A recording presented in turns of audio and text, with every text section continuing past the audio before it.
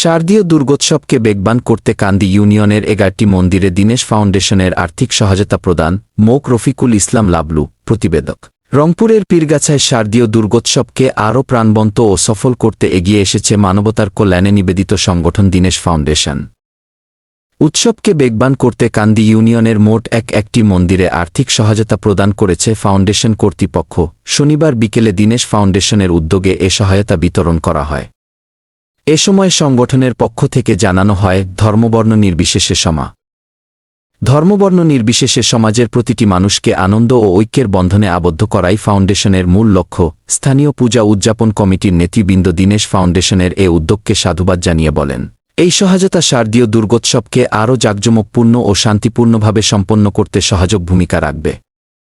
উল্লেখ্য, দীনেশ ফাউন্ডেশন সামাজিক উন্নয়ন, শিক্ষা, সংস্কৃতি এবং মানবিক কার্যক্রমে নিয়মিতভাবে পাশে থেকে কাজ করে আসছে।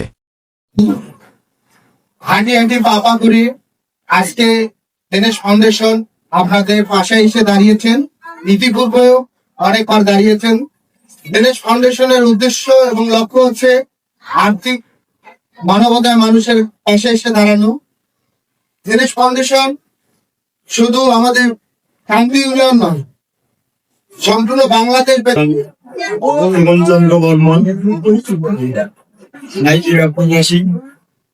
দীনেশ ফাউন্ডেশন একটি সামাজিক প্রতিষ্ঠান, আত্মমানবতার সেবার লক্ষ্যে এই প্রতিষ্ঠান গঠিত হয়েছে।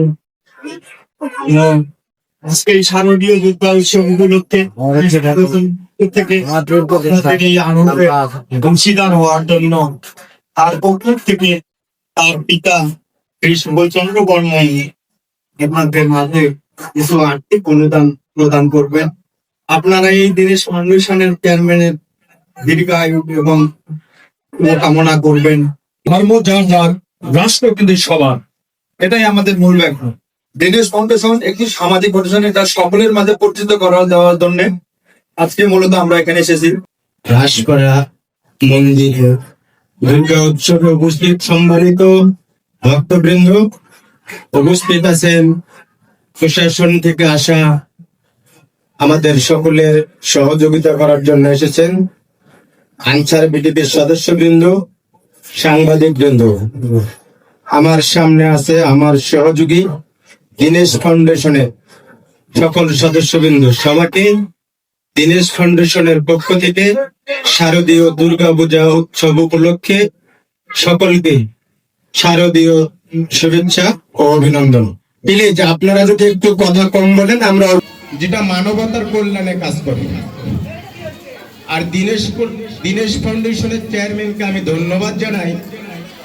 এই প্রতিষ্ঠানে যে সকল সদস্য কার্যনির্বাহী কমিটিতে যাদেরকে রেখেছে, অত্যন্ত লোকগুলো পরিচ্ছন্ন এবং সমাজের সঙ্গে নিবিড়ভাবে যোগাযোগ রাখে। এই সমস্ত লোককে বাছাই করে দীনেশ ফাউন্ডেশনে নিয়ে এসেছেন। এজন্য দীনেশ ফাউন্ডেশনের চেয়ারম্যানকে আমার ব্যক্তিগত পক্ষ থেকে আবারও আন্তরিক শুভেচ্ছা ও অভিনন্দন।